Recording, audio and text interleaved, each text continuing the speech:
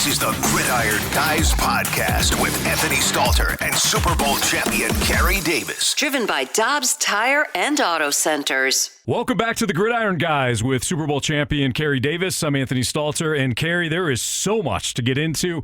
We're coming off the draft weekend. We are recording this on Monday, May 1st. We didn't get a chance to do a podcast beforehand.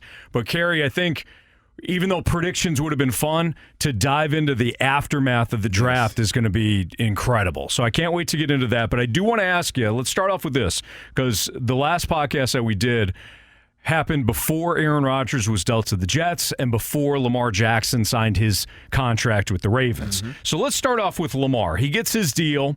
He did it without an agent, so I guess to some degree he kind of proved himself right that he didn't need an agent, which is something I know you highlighted at some point. But for me, I wonder, Carey, what changed? And if I'm right on this, what changed is he changed his contract demands.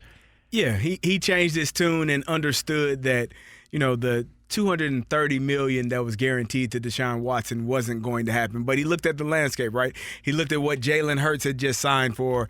And we talked about that when the quarterbacks start to sign, that gives you the indication, which is why you don't need an agent. You need an agent when you're me, when you're an undrafted guy and you need people to call teams for you and say, I got this guy out of Illinois that can play, he can catch the ball, he's a fullback. That's when you need an agent. But when you're a Lamar Jackson, an MVP caliber player, having won an MVP already, you don't need one, because whatever the contract is of the guy that just signed, hey, well, I'm better than him. Give me $5 million more. Give me $2 million more. Give me $1 million more. And that's the way you go about it. And so he got his deal done. He got his guaranteed money. It's not the guaranteed money that he wanted or was reported that he wanted, but it was guaranteed money nonetheless. And he still goes down as the highest paid quarterback, highest paid player in NFL history. Yeah. The $260 million overall, the $185 million guaranteed, I believe. 185, 260 overall, 185 guaranteed. And then the $52 million per year, which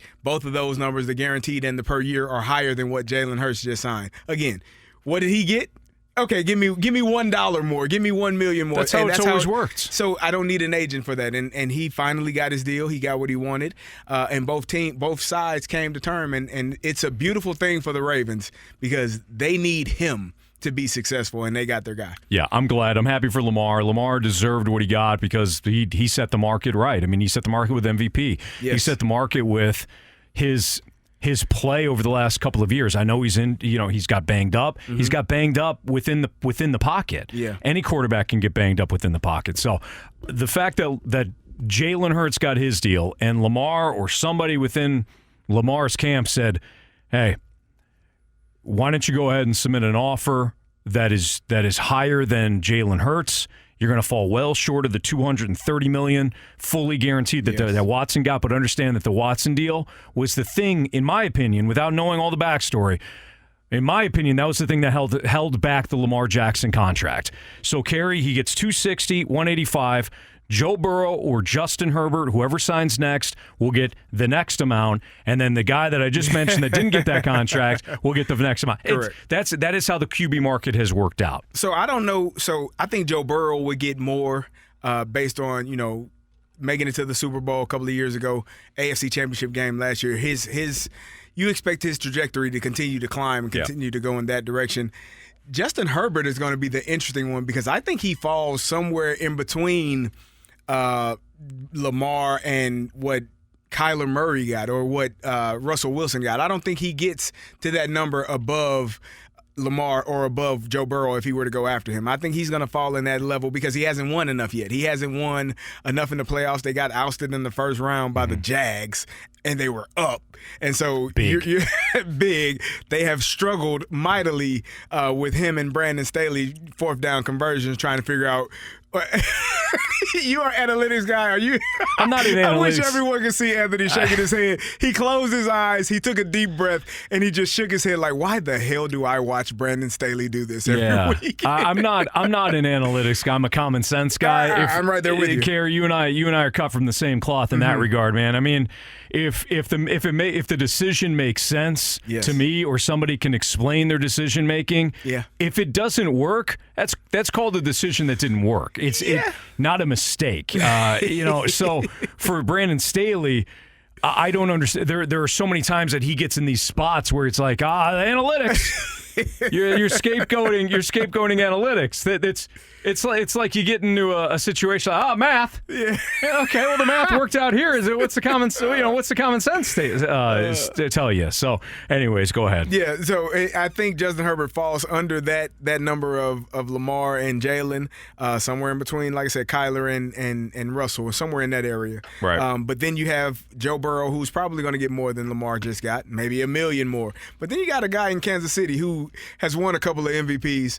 Has won a couple of Super Bowls. He's just rubbing his hands together, kind of like Birdman in the video, rubbing his hands, saying, "Yeah, as soon as you all get done, enjoy it while it lasts, big fellas. You all are the highest paid quarterbacks for now in terms of money per year and guaranteed. He'll get more money per year than all of them, and he'll be the highest paid quarterback, and he's well deserving of that title. So, it's just an exciting time for the quarterbacks getting paid. Jalen Hurts got paid. Lamar got paid, and there's a quarterback that went from Green Bay to New York who has already been paid, but he has finally made his transition to his new team. So he goes to the Jets, he being Aaron Rodgers. The Packers sent Aaron Rodgers to the Jets. They swap first-round picks. So we'll say it because that's what happened. But that's a wash. But it does, exactly. It's a wash. The Packers move up 2 spots. They moved up 2 spots or something like that. So the Packers also receive from the Jets their 13th, 42nd, 207th selections in this past draft, so this over the weekend, as well as a 2024 second rounder that would become a first rounder if Rodgers plays more than 65% of the snaps, which he will. Barring injuries, he's going to get that. Right. So here's how it breaks down to me, Carey. Here's what I extract of this that's the most important thing. The Packers sent Aaron Rodgers to the Jets for a first rounder and a second rounder. I think that they got more than fair compensation. I think that the Packers did quite well in this. And the Jets, of course, get their quarterback, and they were able to keep some of their draft capital. It's not like this completely sunk them from a draft standpoint, but I thought the Packers did very well. Not to mention, of course, they move on from this whole situation, and now Jordan Love winds up being the guy, and we'll see what happens there. But to me, Carey, getting essentially a first and a second rounder for Aaron Rodgers, I'm in if I'm the Packers. I think they did well. I think both sides did well. I mean, you talk about the draft swap between the two. So the Packers go from 15 to 13. The Jets go from 13 to 15. That's not a big deal to me. That essentially, everyone's like, they gave up 2 first round. No, they swapped first rounders. They gave up some draft capital in this past draft that they just had. And then in 2024, they gave up potentially another first rounder. But if you are looking on the board, right, and you were to draft one of those quarterbacks in that draft from this year, there's not one that you would select over Aaron Rodgers. Right. So or even next year's draft, there's not one that you would select over Aaron Rodgers. So giving up that first round pick for 2024 from the Jets to the Packers for Aaron Rodgers, I don't have an issue with it at all. Both teams, and I told you when we went through this a couple of weeks ago, I told you the Jets just don't need to blink. If you don't blink, you'll get your quarterback, and they got their quarterback. They didn't panic. They didn't worry. They didn't stress out over it and make a decision to give up 2 firsts for 2023 and a first for 24. Right. Like they made the right decision. They did it the right way, and they went about it the correct way. And so both teams are going to benefit from this. I think the Jets are going to benefit more because they got the quarterback that they needed. The Packers still got to figure out if Jordan Love can play. Yeah. They have no clue, which is why they needed a 2024 pick in the first round for next year, so they'll have theirs and the Jets in case Jordan Love stinks. Certainly. And they don't want to re-sign him to his 5th-year option. And he might, Carey. He might, but now it's the time to find out. I think the Green Bay Packers, despite it's not that they don't make mistakes, but one of the themes, and we're going to get into the NFL draft. We might as well do it right now, Carey. One of the themes for me this past weekend, and it's something that I follow more and more as I get a little bit older, and I get out of not only watching the players and what do I think about this player. Right. I now, you and I, me, you, and Michael Young used to do the draft shows, and I tried to dive into as many players as possible just so I had something on most of the guys, right? Because you and I were on air for those 3 days. I was only watching the player. For me, how do you build your team? Yes. And Bill Walsh, the legendary Bill Walsh, who based it basically a football Bible on how to build teams, how to coach, what to look for. The things that he was talking about 2 decades ago, they still apply today. Right. How you build position-wise, where do you start? And the teams that understand that continue to win. And there's a couple of teams that I thought knocked it out of the park, not because necessarily the players that they drafted, Carey, but how they're building their team. Right. And then there was other teams that continue, for me, they don't get it. They don't understand it. They continue to go for. I used this analogy on 101 ESPN last Friday when I was talking about the first round reaction. It's like building a house. Some teams understand. They know the foundation is laid. Yep. Then the frame is built. Then, of course, they add plumbing and electricity. Why do you do that? You need first your house not to get blown over. Then, of course, you need basic things like plumbing and electricity and running water. And then you can go from there if you want. Then you can drywall it and all that stuff, right? Then there's some teams that build like that. Other teams say, I'm going to put a pool in, and then I'll worry about everything else. And people are like, yeah, pools are fun. Yeah. They did well. Yeah. No, you didn't. Yeah. You didn't do well. So we'll get into specific teams. But for me, the Packers know what they're doing. Right. I understand that Jordan Love may not work out, but I got everything that they did moving Aaron Rodgers. Now we'll see if it works out. Yep. But Carey, as we reset here on the Gridiron guys, what was your main takeaway from the NFL draft?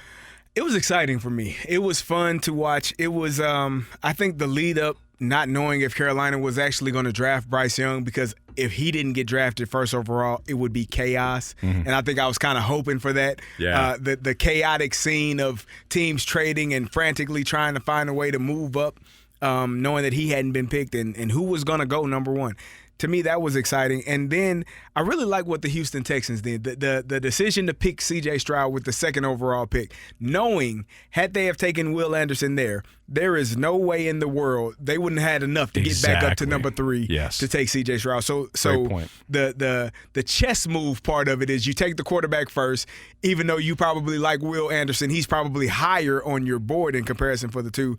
But then you are able to go back because there's not a rush to go get one of those quarterbacks for the Cardinals, who were at number 3 and people wanted to trade in. So now they can trade back in, get Will Anderson number 3 overall. And to me, that was a sound pick because they needed a quarterback, and you need a dog. They need dogs in Houston. They got a lot of guys. We call them Jags, just a guy. But they need dogs, and Will Anderson has proven time and time again that he is a dog. And I'm interested in seeing how DeMeco Ryans uses him in that defense, because he's a special football player. And that AFC South, you can pick a name out of a hat, and that could be your winner, for the next 3 to 5 years. Yeah. I think Trevor Lawrence they've kind of started to solidify themselves, but really you could pick a name out of a hat and decide who's going to be the winner there. So I thought the Houston Texans did a really good job. I think the point that you made should not be overlooked. The fact that Houston decided behind Nick Caserio to first draft E.J. Stroud. C.J. Stroud, excuse me. I keep calling him E.J. because I think E.J. Manuel. Oh, don't do that. No, I know. I hope the kid's not. No offense to E.J. Manuel and his family. But the acronym screws me up. So C.J. Stroud. So they take C.J. Stroud second so that Arizona, when they start fielding calls, aren't fielding calls about a quarterback. Correct. They're fielding calls now about Will Anderson or another player that goes in the top 5 that maybe a team falls in love with. So they decide to take Stroud first, get him off the board, and then negotiate with Arizona. Arizona still got a haul from Houston. Yes. I mean, I thought Arizona did very well. This is widely regarded as one of the worst rosters in football, Arizona. Yeah. And when you factor in the Kyler Murray injury, Arizona is going to be, I mean, this is a total rebuild this year. Mm-hmm. So what Arizona did to get that big haul from Houston takes Will Anderson. And we'll see, by the way. We'll see if Stroud pans out and Anderson's. Right. But at least they got a quarterback and a pass rusher. Correct. I can wrap my head around that, Carey. We can debate whether or not Stroud's going to make it. We could debate whether or not it should have been Jalen Carter over Will Anderson. Right. But they took impact position players. Correct. Okay, so I'm good with that. And by the way, Carolina, the only quarterback that you should be taking in that spot is Bryce Young. You and I have talked about that, so we don't need to spend a lot of time about Carolina. Exactly. So Bryce Young. But what Arizona did by moving back, they moved back to what, 6? To 6, yep. And then they actually moved down further than that, and then they made the trade. Back up. And they made So they took Paris Johnson, the offense tackle out of Ohio State. Mm-hmm. Fantastic. Yep. Excellent. Regarded as going to be a can't miss guy that is going to be there, going to be 12, 15 years offensive tackle, and going to protect a quarterback that has been beaten up repeatedly over the past couple of years in Kyler Murray. Yeah. Great. So great job to Arizona. Who in your mind, though, and actually let's talk about the quarterbacks before, because I got a question to you about teams that you liked, didn't like, and we can get into it. But what did you think about the Anthony Richardson selection with Indy at 4? I was shocked by that one. I did not think, there was reports, we went into this draft hearing reports that Will Levis had moved up and could potentially be the number one overall draft pick. And so when you see Anthony Richardson, this is a team, and I understand why they took a quarterback if you're the Colts, right? You have been struggling to find quarterback play since Andrew Luck said, you know what, lacerated kidney, body beat up, I'll see you when I see you. Right? That was, it felt like many moons ago, but they have struggled to find a quarterback since then. You had the Phillip Rivers tryout. He was your quarterback. He took you to the playoffs, right. He was on his last legs, obviously. But he was on the tail end. You had Carson Wentz. You had Matt Ryan. Who else am I missing? You had Jacoby Brissett that was filling in for a time there. They have been trying to find anyone to replace what they lost in Andrew Luck. So you go out and get this phenom. Now, Anthony, I've never been an NFL GM. I've never been a scout. So I say this with as much respect as possible. I prefer my guys in football pads and helmets. That's just me. I mean, some of these guys prefer them in shorts and T-shirts. I think, they fawn over fellas when they have shorts and T-shirts on because of how athletic they are.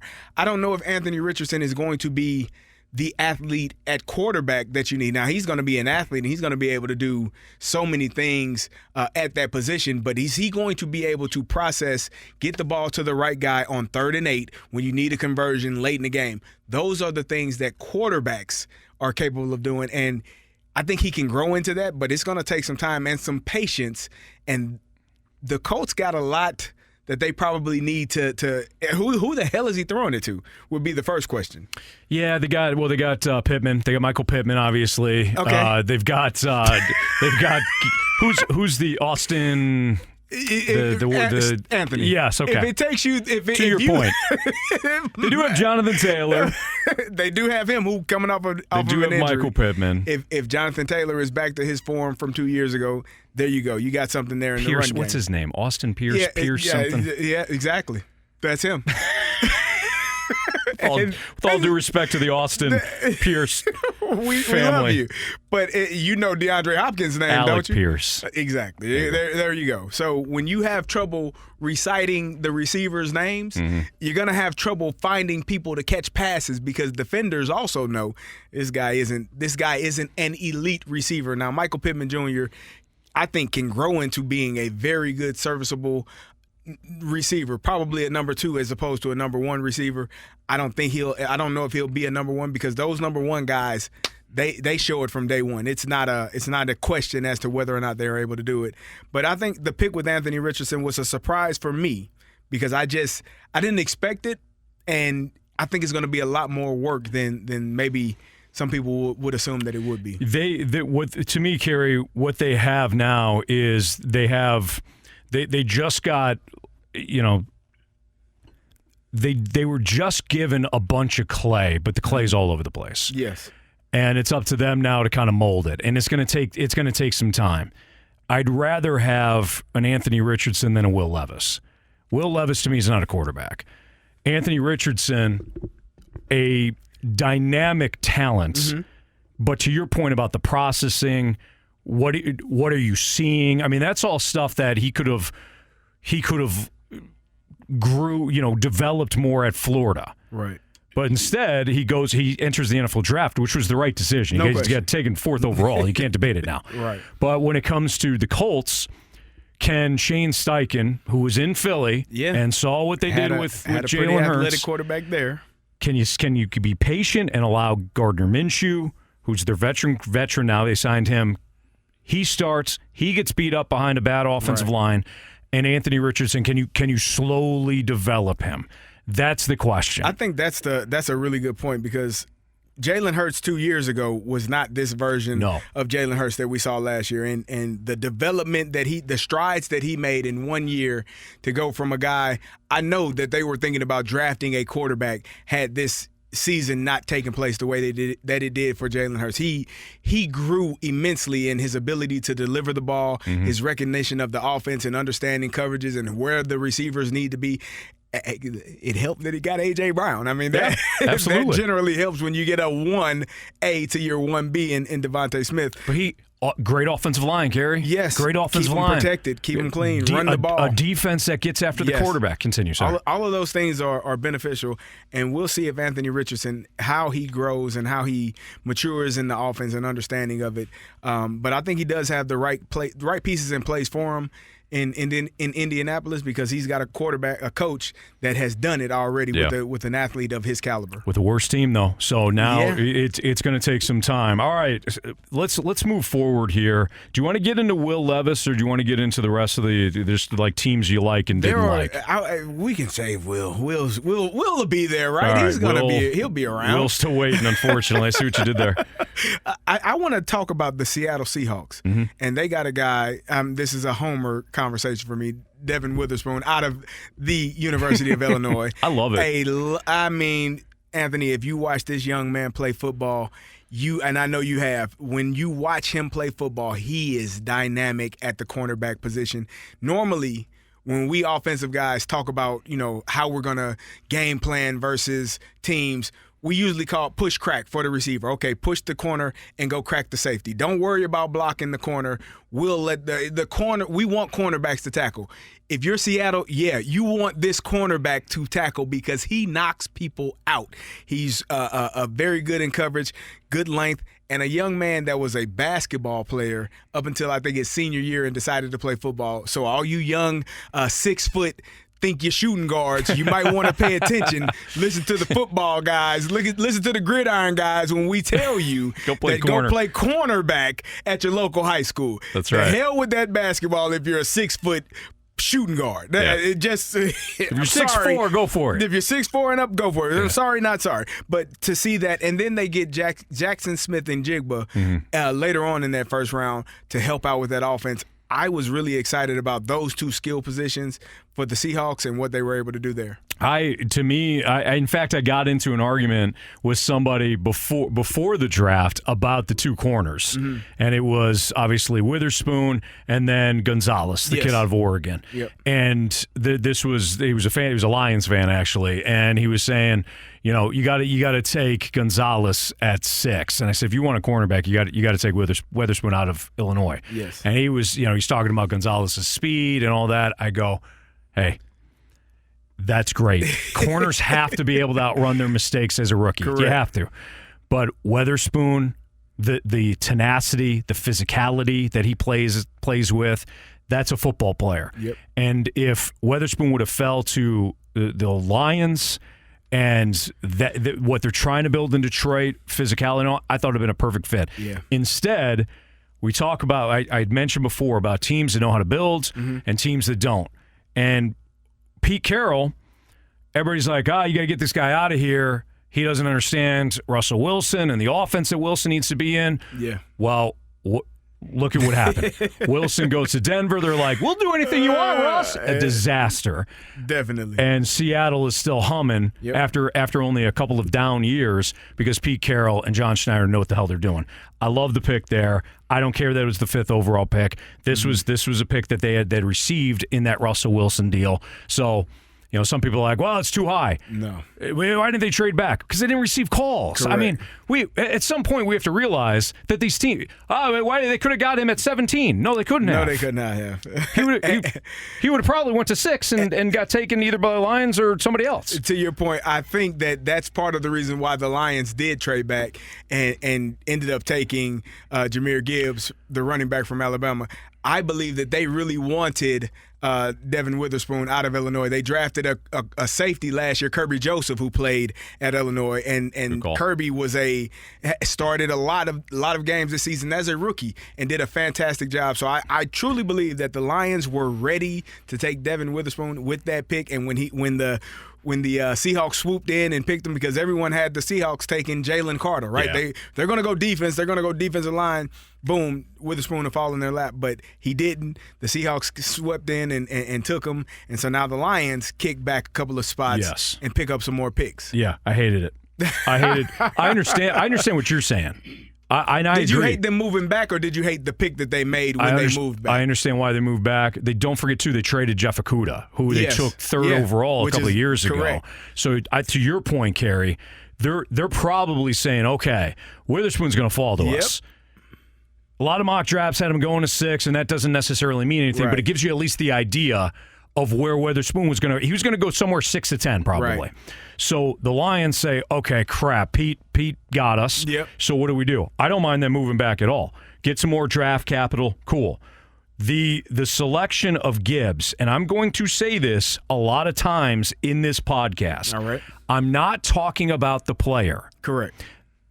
A year from now, when Gibbs helps somebody, and this also goes for Bijan Robinson, who went obviously to my Falcons at pick 8. We're gonna talk about that, and too. We'll I get into that. Know how you feel. Look, I'm not talking about the player. When Gibbs or Robinson help you win a fantasy football game next year, don't tweet at me and say, "What do you think about him now?"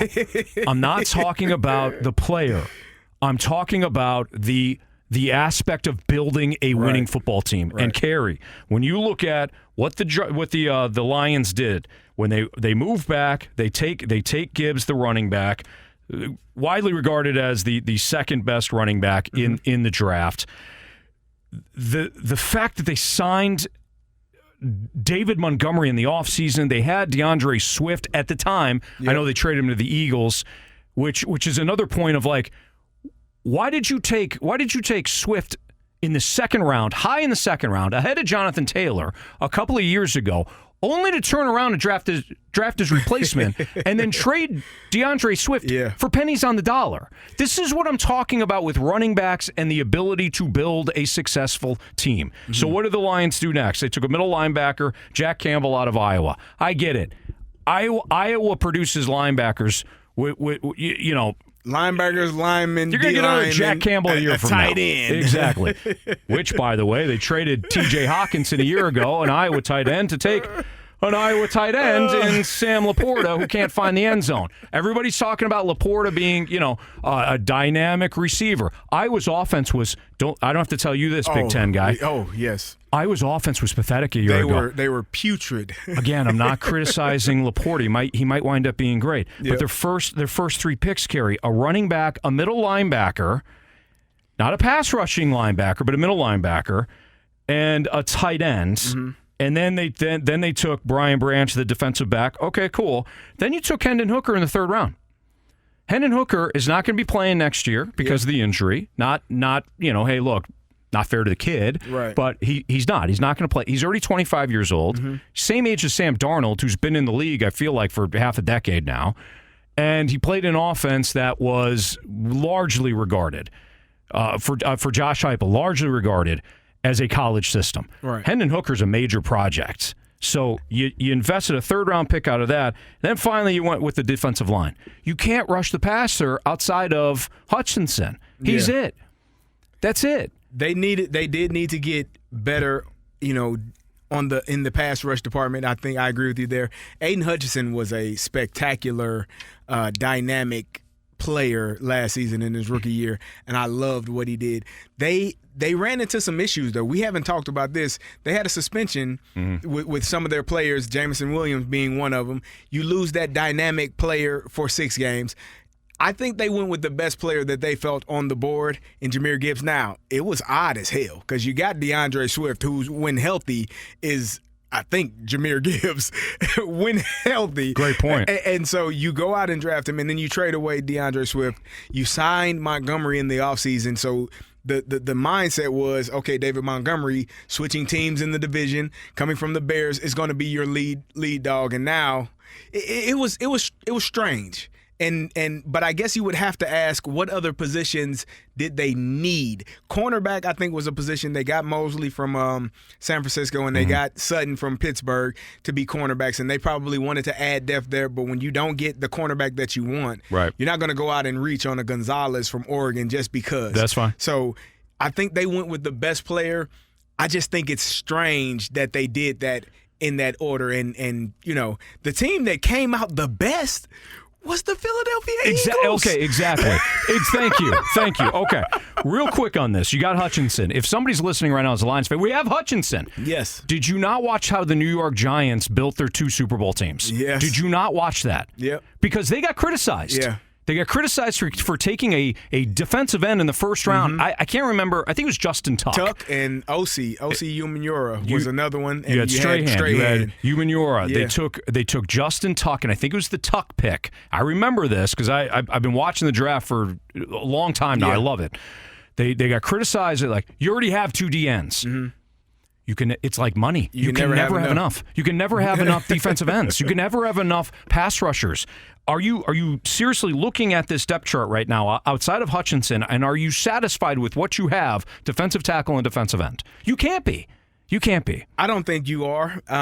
But then there's the question mark would have been Jalen Carter, right? And there was, when you have character issues and you got a pretty young team, a guy like that needed to go to where he went, right, to the Philadelphia Eagles, because they have a Fletcher veteran. Cox and Brandon Graham. You got guys on that roster that, I don't care how big you are, big dog, this is our team, and you're not about to mess this up for nobody. Right. You know, and not saying that he would, but you kind of come in with that expectation. They coming off a Super Bowl where they lost, but still, nonetheless, coming off of a Super Bowl, you got an MVP candidate. They got all the pieces in place. If you're Detroit, you don't really have that just yet. You got a young roster for the most part, and being in a room with younger guys, Aiden Hutchinson, they might be the same age. You know what I mean? Like they're only a year apart in draft classes, but they might be the same age. So I can understand why, you know, the Detroit Lions could have gone in that direction. But it's just weird the direction that they went. It's weird to say, right? I can understand it, but it's still strange that you did it. I fall back on roster building. There's 2 defensive ends that went after Gibbs. You had Von Ness go to the Packers, the immediate pick afterwards, and ironically the Jets with Will McDonald. He went 15th overall from Iowa State.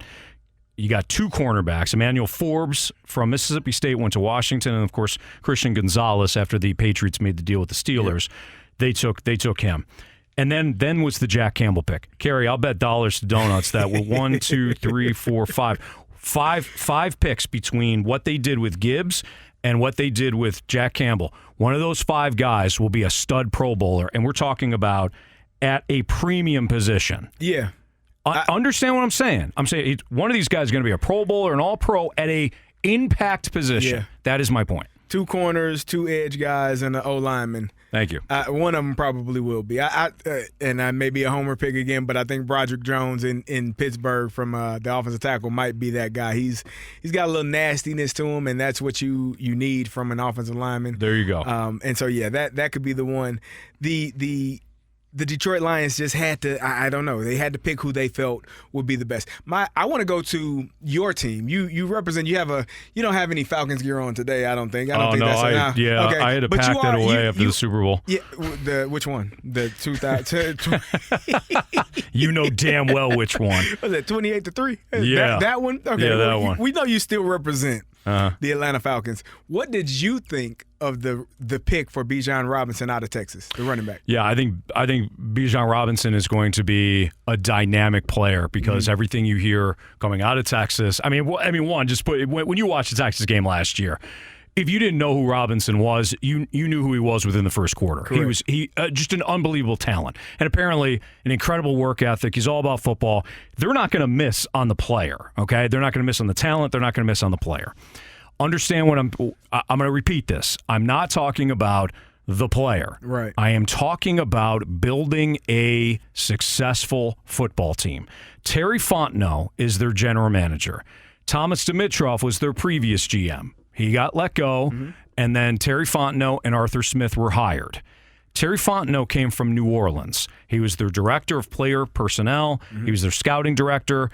He grew up within the Saints organization. If you go back and watch and look at the Saints' history over the last 10 years or so, this is a team that maneuvered in drafts to get pass rushers, to get offensive linemen, to get corners, to get impact guys.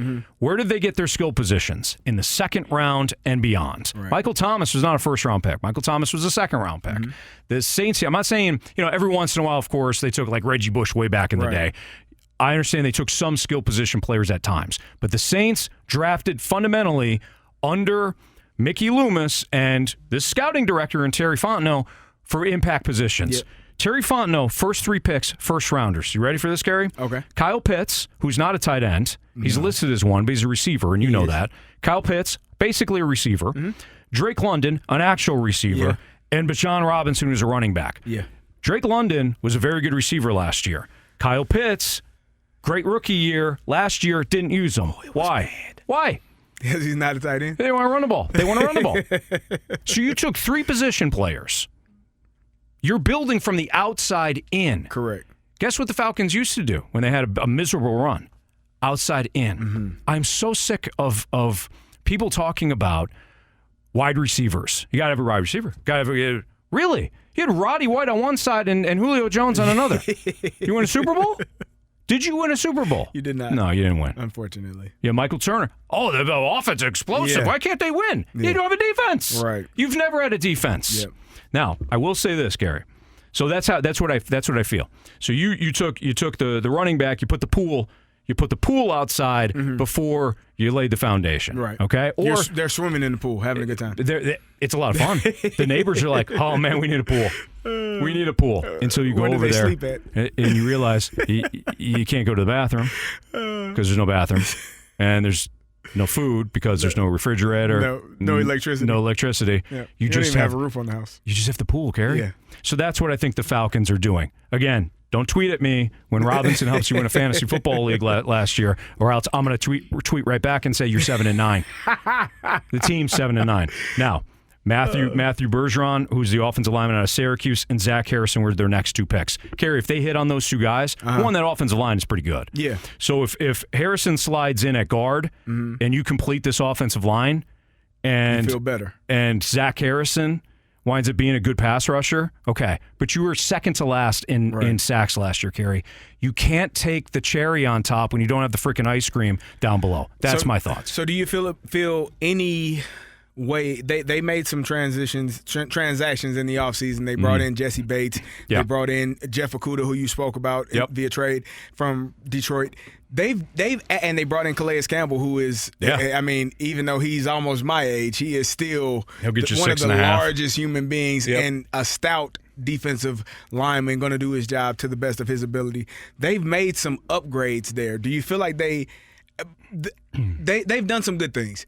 Do you feel like there's still some pieces away? Because there's one glaring piece that I think the jury is still out on, and that would be quarterback. Right.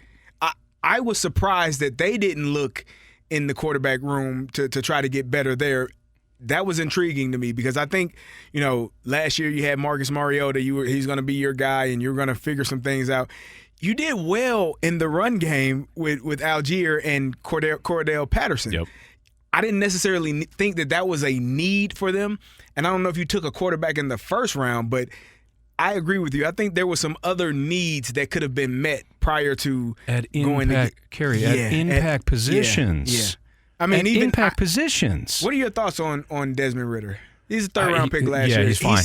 He's just okay? He's fine. You think he's going to be okay? I don't think he's going to win much, but I understand. So when you say fine, you're just like... I think fine. I don't think... Let me rephrase. I don't think he's a franchise quarterback. I think that he's fine. Okay. I think that he's a placeholder that has more upside than a Gardner Minshew or a Marcus Mariota. Really? I think more than Gardner? Because I love Gardner Minshew.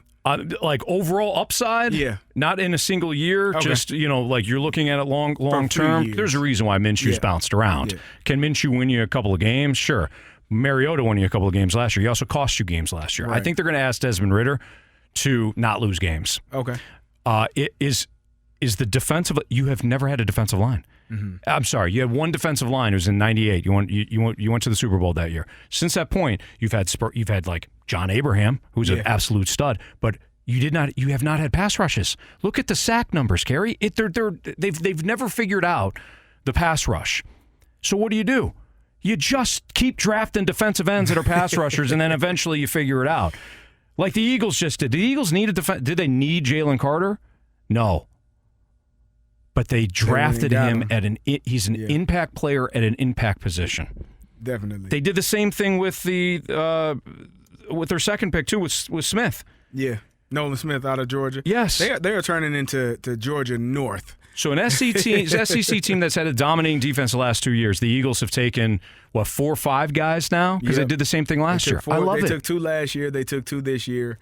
No, they took 3 this year. They took Nolan Smith, Jalen Carter, and Kaylee Ringo from this year's draft. The corner from Georgia. So, okay. I love what the Eagles are doing. They're building a team, Carey. What are your thoughts, though? Am I off base on this? No, I agree with you. I think when you're looking at building a team that is going to be constructed and win games, right? It's not about everybody loves seeing, we got this receiver, we got this running back, we got the best corner.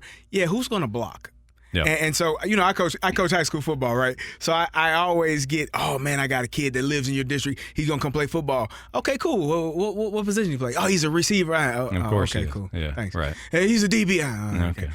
Hey, call me when you got a 6'6", 300-pound guy. Mm-hmm. That's who I want. I want to know where is his family at. That's the guy I want. I want the kid that puts his hand in the dirt and wants to run over the man in front of him. Yeah. That's how you build a good team. He wants to hurt people. He enjoys it. Stalter, he wakes up in the morning and says, how can I enjoy my life more? Run somebody over today. Let's do it. Right. That's the kid that I want. And so when you're building a team, it's flashy, it's fun. It's great to get that guy, but those have to be complementary pieces when you already have your roster intact and you're already building, what you have. I love what the Kansas City Chiefs have done. Same. They drafted a couple of O-linemen in last year's draft, and they both started for them this past season as rookies. And what did they do? What happened with them? I believe, let me think of it. They won a Super Bowl. By the way, they traded their dynamic. There's no arguing that Tyreek Hill is one of, if not the best wide receivers in the league, right? No question. They traded him. But guess what? Creed Humphrey and Trey Smith are as valuable, thank you, maybe even more than what a Tyreek Hill is. Thank you. Because if I can't protect my $500 million quarterback up the middle, how the hell do I care who's outside catching passes with their clean uniforms? They look good with their shoes spatted up and their sleeves on and all. They look great. But I need big people in front to make sure that I am protected. And I think the Chiefs did that last year. The Eagles are doing it and have continued to do it. Their offensive line has been outstanding. And then they're really just replenishing that defense. And it is fun to watch. Yep. And they're gonna when they lose Fletcher Cox eventually or Brandon Graham eventually, you got guys to replace them. Yep. This to me, there's no secret how the Giants were able to win 2 Super Bowls against the Patriots. It's no secret to me how the Eagles, once you saw the maturity of Jalen Hurts, yes, of course. They got A.J. Brown. Yes, they did. They got A.J. Brown. They already had an offensive line in place. They had been drafting well in the defense. They had the foundation in place. Then you can go ahead. Go get A.J. Brown. Go for it, man. Because I know when I come over to your pool, I got somewhere to go to the bathroom. I got somewhere to eat. I got some, all of the other things are already in place. I agree with you. I think the Kansas City Chiefs did a outstanding job. Now, will these guys pan out? That's up to the Chiefs. Yes. That's up to their scouting. Yeah. But the fact that they went pass rusher in round one, they came back with an offensive tackle, the kid Morris out of Oklahoma. These are impact positions. A safety they took as well from Virginia Tech, Connor, in the fourth round. They're taking guys that are going to be the difference between winning and losing football games when you already have what they have in Patrick Mahomes. You got all the pieces in place. You just have to add. And since we're on the Kansas City Chiefs, let me tell you something. Kadarius Toney, if he's healthy, he dealt with some ankle injuries. He obviously got traded from the New York Giants midseason last year. If he's healthy, they are going to be so explosive. Him getting a full off season, they got all of the pieces. You saw stars come alive. Isaiah Pacheco just really showed up. Where'd they get him? He was in the 6th round, 7th round? Oh, seventh round pick. Seventh round running back. 7th round running back. Who did he replace? Clyde Edwards-Helaire. Who went where? 1st round. That's correct. Okay. Okay. Carey, I'm just piecing it together here because I'm the crazy one who says never take a running back in the 1st round. I'm an idiot. Go ahead. Sorry. Well, I think that the Kansas City Chiefs and the Philadelphia Eagles are both poised to have similar runs to if you keep health on your side. Patrick Mahomes, knock on wood, hasn't dealt with many injuries in his career. Jalen Hurts got banged up a little bit towards the end of the last season and missed 2 regular season games. But they are poised to just be right back where they were to the end of the season last year, and that's in the Super Bowl. They are probably my 2 favorites going in because of what they've done in the draft and how they continue to build their team. Absolutely. It's smart. Now, other teams that I think had good drafts, I think the Raiders taking Tyree Wilson. I think they did well there. I liked what Tennessee did with Peter Skoronski with the 11th pick. That's somebody, I don't think he's a tackle. I think he's a guard. But okay, great. That offensive line wasn't great a year ago. You got to rebuild that puppy, okay? They didn't take Tyreek Hill's replacement. No. Or Tyreek Hill. They didn't take Derrick Henry's replacement, excuse me. But they added to the O-line. Will Levis, I think it's going to be a mistake. I think it's going to be a huge mistake. They're going to be looking for a quarterback again eventually. But I understand it, though. I get it. They don't have the quarterback on the roster. Yeah. And they took Malik Willis a year ago in the 3rd round, and but I understand. It's an impact position, Carey. So when you are a franchise that misses, if you draft a quarterback and Malik Willis was expected to be a 1st round pick, ended up falling to the 3rd round. And if you consider that being a miss, and now you're right back at the table trying to hire another person for the same position, that's a bit of a problem, right? It is a bit of a problem. The only thing I would say on that, Carey, is at least it's a problem at a quarterback position. You know, at least you don't have a QB. I understand it's a problem because you're going to lose. I'm just saying if you don't have the quarterback, you need one. Gotcha. And now it's incumbent upon the coaching staff to develop one of these guys. So I'm not saying I don't think Will Levis is going to be a franchise quarterback. I understand. You don't think he will be? No, I don't. I think somebody should have been. I thought it was perfect what you said about the 6-foot guard. Hey, you're not going to make it. Why don't you play cornerback? Because your athleticism, your speed, all that, it translates. Okay, I think somebody should have told Will Levis, "Why don't you be a tight end, son?" Really? You don't think he? You don't like think, Will? I don't. I don't know that I want him to play tight end just yet. Okay. What's the quarterback from Arkansas that did that a few years ago? Matt Jones. Matt Jones. Yeah, he's a wide receiver. Yeah. he liked some other things too. Yeah, there was some other stuff behind Matt Jones. Yeah, nice pick, Jaguars. Speaking of which, so let me get this off my chest because it's the same idea, Carey. It's the trend thing. It's the to me the draft was the theme. The theme is the word I was looking for. It's the theme of the draft. I messed up there. The LA Chargers took Quentin Johnson, wide receiver out of TCU. I know that kid can play. Yeah.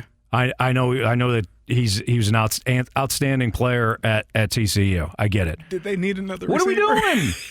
What are we doing? Your defense is that really? Your defense is that set? You're going to add another wide receiver? Oh. Really? What are we doing? I have no clue. You got no power running game, which is why you lost to Jacksonville. You didn't lose because you didn't have a receiver. I don't understand. Same thing with Minnesota. Same conversation. Jordan Addison, wide receiver out of USC. You telling me that Minnesota defense is that good? Where you could draft a wide receiver? They're losing Adam Thielen, and I think they are thinking. Fantastic. Find Adam Thielen in the third round, Carey. They are thinking that if we can add value with this position, but I agree with Minnesota. They had the most one-score games of anybody all season. They won them. They did a fantastic job of winning those games, but they put themselves in positions that they should not have been in all season long, and partially, like you said, because of that defense. But this Chargers team, like, you go out, you already got Mike Williams, you got Keenan Allen, he's getting a little bit older. You go out, you got Joshua Palmer, who played pretty well in the absence of Mike Williams and Keenan Palmer. And maybe you add depth there because those two guys missed a lot of games. So sure. I can understand that. Third round, fourth round, fine. You're going to lose. Austin Eckler has asked for a trade. He wants to be out of there. Right. He no longer wants to be a part of it because he wants to get a new contract, and they don't think he should be paid, I guess. But I agree. They are a team that still feels like they're missing something. Like, I like Justin Herbert, but I don't love him. I think a lot of people love him. I don't necessarily love him. I don't know what else they could have gotten where you really felt like that's the pick, that's a good choice, we can figure this out, and we can be a better team because of it. Okay, so let's do the same thing. Let's do the same thing that we did with the Lions then. Okay. So there's 3 wide receivers went 1, 2, 3. Zay Flowers. I really love Zay Flowers. We need to talk about him to the team he went to as well. Okay, but did you get the right guy for what they have for Lamar? Because what is AJ Brown?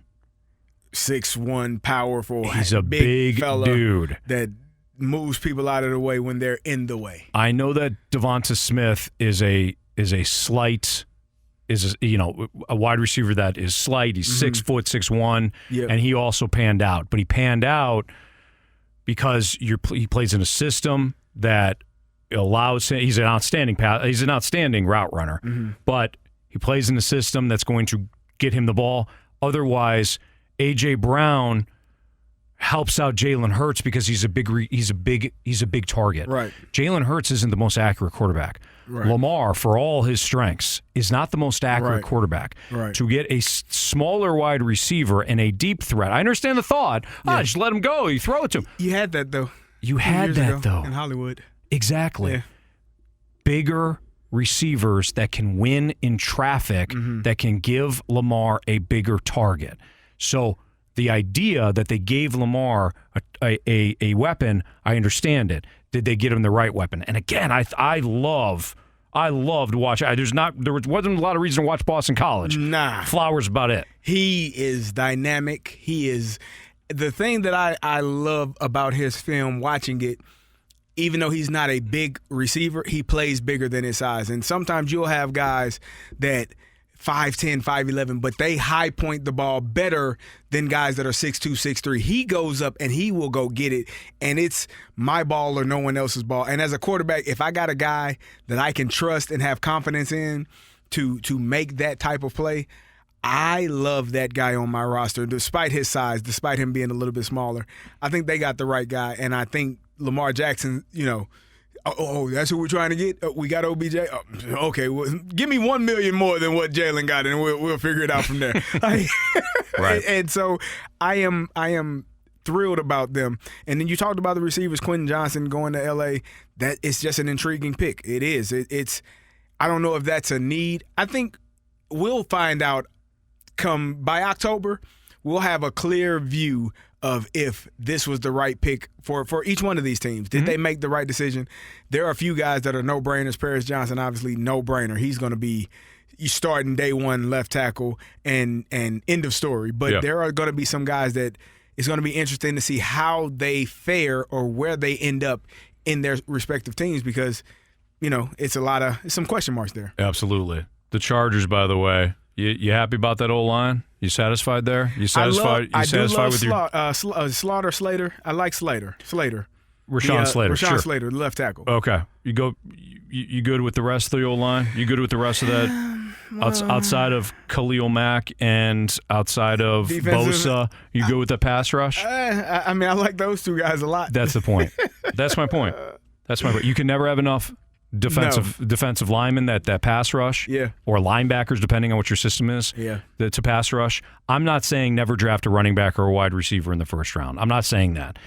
But when you are if you're the Chiefs, if they took Quentin Johnson, you're not going to hear me gripe. Right. But they didn't, did they? They took a pass rusher. Yep. And I thought of Clyde Edwards-Helaire a couple of years ago. I said it was a mistake, and people are like, they're debating me. Well, it's for late first round. I don't care. Can you find somebody in the later rounds, and they did, 2 years later, that can run in your system? Yep. So I think that some of these teams, Jacksonville taking the big tackle, Harrison out of Oklahoma. Now they of course are dealing with the potential suspension along their O-line, and who's it? Cam Robinson. Cam Robinson. Yep. The Bengals, they took a pass rusher. These Saints, I think the Saints did well again. The Saints typically draft impact position players early on, and then they'll look for their wide receivers and their running backs. Alvin Kamara was a third-round pick. So this is where I'm at with this, Carey. The concern. So I agree with you 100%. But if we were redrafting that draft, Alvin Kamara might be a first-round pick, right? Sure. So I think you have to, and I think this is how some of these GMs and front offices look at it. If Jahmyr Gibbs is going to be Alvin Kamara, why in the world would I wait? And so I got to take him. With that being said, I'm still the Lions. Like, what the hell are you doing? What are you doing? The Lions, mark my words on this. The Lions will be the most overhyped team this entire summer. It's disappointing too because they are the most team overhyped team. I feel like should be in contention, especially for that NFC North. Yeah. I mean, the Packers are probably going to be down. The Bears. They did some good things in the draft, but the jury's still out on them. And the Vikings, as I said, they are going to play close and lose some games that they should win and win some games they should lose. Right. So if you're the Detroit Lions, you're poised to be in that position to be the front runner of that division. Yeah. We'll see how well they fare with these picks. Carey, to your point, they may fall into it. They may fall in because the Bears don't. We'll see with the Bears, but they've had a track record of not knowing what they're doing. The Vikings have no defense, but boy, they got receivers. So we'll throw see. The ball up. But for me, one of the other big takeaways: the NFC did not change much.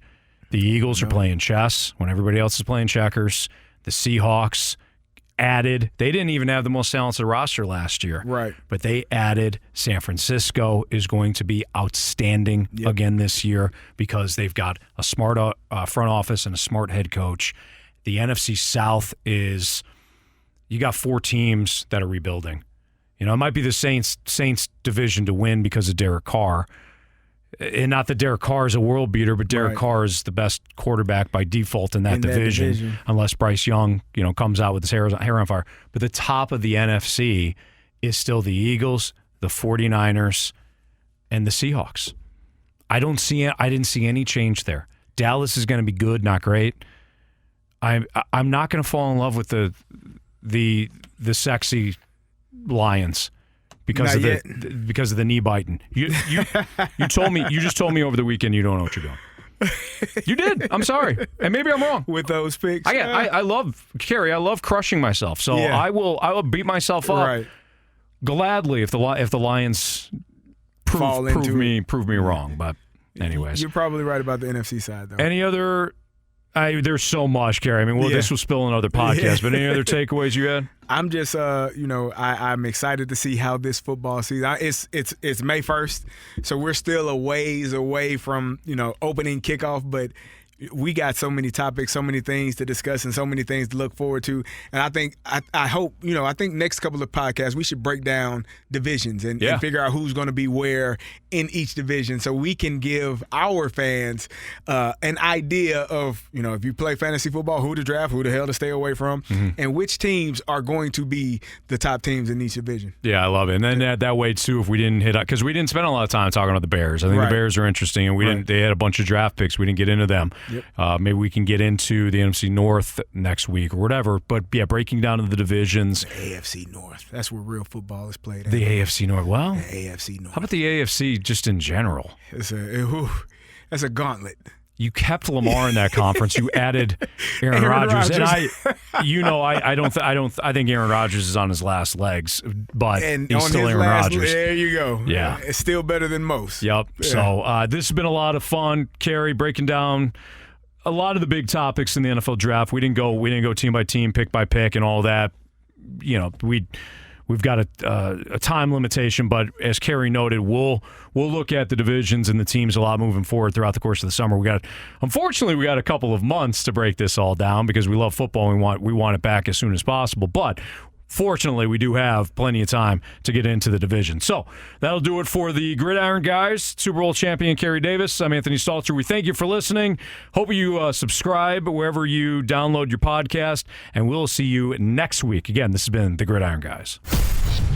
Thanks for listening to the Gridiron Guys podcast with Super Bowl champion Carey Davis and Anthony Stalter. Driven by Dobbs Tire and Auto Centers. Check out the Gridiron Guys podcast page at 101ESPN.com.